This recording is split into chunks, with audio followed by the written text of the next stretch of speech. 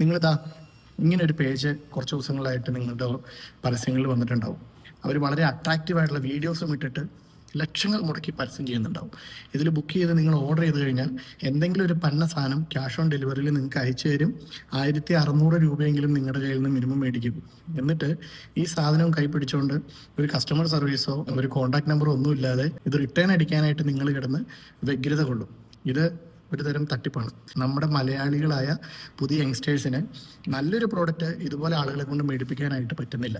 അപ്പോഴാണ് തട്ടിപ്പുകാർ വളരെ ഈസി ആയിട്ട് ഈ സാധനങ്ങളൊക്കെ ഓടി നടന്ന് വിറ്റുകൊണ്ട് തട്ടിപ്പ് നടത്തുന്നത്. സോ നിങ്ങൾ നോക്കൂ, ബിസിനസ് എന്ന് പറയുന്നത് ഇത്ര സിമ്പിളാണ്. അവർ തട്ടിപ്പ് നടത്താൻ വേണ്ടിയാണ് ഫേസ്ബുക്ക് പേജ് തുടങ്ങിയിരിക്കുന്നത്, ഒരു രജിസ്ട്രേഷൻ എടുത്തിരിക്കുന്നത്, ഓൺലൈൻ വഴി ഈ സാധനങ്ങൾ ഇങ്ങനെ പരസ്യം ചെയ്തുകൊണ്ടിരിക്കുന്നത് എല്ലാം ഒരു തട്ടിപ്പ് നടത്താൻ വേണ്ടി മാത്രം. അപ്പോൾ ജെന്യുവനായിട്ട് നിങ്ങൾക്ക് ബിസിനസ് ചെയ്യണമെന്ന് ആഗ്രഹമുള്ളവൻ ഇച്ചിരിയൊക്കെ കഷ്ടപ്പെട്ടാൽ എന്താണ് കുഴപ്പം എന്ന് ചോദിക്കാൻ വേണ്ടിയിട്ടാണ് ഞാൻ വന്നിരിക്കുന്നത്. Thank you, by.